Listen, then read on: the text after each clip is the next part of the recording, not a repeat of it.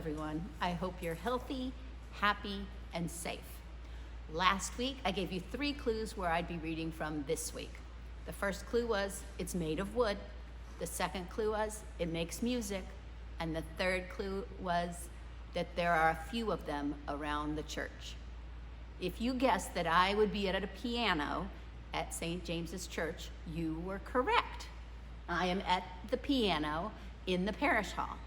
And I'm going to read a book to you called The Girl Who Never Made Mistakes by Mark Pett and Gary Rubinstein, illustrated by Mark Pett. The Girl Who Never Made Mistakes. For Beatrice Bottomwell, Friday began like any other day.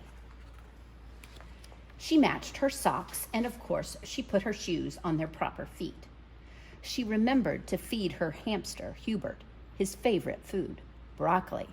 And when she made a sandwich for her brother Carl's lunch, she used exactly the same amount of peanut butter as jelly. When she stepped outside to greet her fans, she didn't forget to say, "Good morning," and "Thank you." They asked if she made her bed. She had. They asked if she forgot to do her math homework. Nope. What about tonight's talent show, they asked. "I'm ready," said Beatrice with a smile. After all, her juggling act had won 3 years in a row. Most people in town didn't even know Beatrice's name. They just called her the girl who never made mistakes. Because for as long as anyone could remember, she never did. Unlike Beatrice, Carl made lots of mistakes. He ate his crayons and drew with green beans. He danced with his hands and played the piano with his feet. Carl loved to make mistakes. At school, Beatrice was on a cooking team with her 2 best friends, Millie and Sarah. To make their giant rhubarb muffins, they needed 4 eggs. Beatrice went to the refrigerator and carefully chose the biggest, eggiest eggs she could find. But on the way back, her legs slipped out from under her. The eggs went flying. Beatrice was about to make her first mistake. But she didn't. Whew, that was close, thought Beatrice. Sorry, Beatrice, I dropped a piece of rhubarb. Don't mention it, Illy. For the rest of the school day, Beatrice could not stop thinking about her almost mistake. On her way home from school, Beatrice watched Millie and Sarah ice skating in the park. "Come join us," said Millie. "It's fun," said Sarah. Beatrice watched them slip and slide on the frozen pond. Millie and Sarah laughed as they wobbled on the ice. "No thanks," said Beatrice. At supper, Beatrice barely touched her food. "Is everything all right, kiddo?" asked her father. "I'm worried I'll mess up tonight," said Beatrice, "and everyone will be watching." "Worry? You don't make mistakes," he said with a smile. Beatrice tried to smile, too.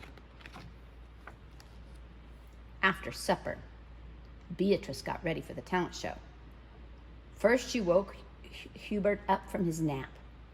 Next, she got the salt shaker from the kitchen table. Finally, she filled a balloon with water. The school auditorium was packed. Beatrice felt her stomach jumping around inside her. Beatrice waited for her juggling music to begin. "That's her! That's the girl who never makes mistakes," said a woman. "Oh, we know she'll be perfect," said a man. When the music started, she tossed Hubert into the air. Next, she added the salt shaker, and finally, the water balloon. Beatrice didn't miss a beat. The crowd clapped with delight.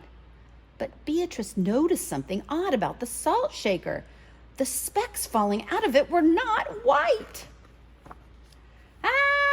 Achoo!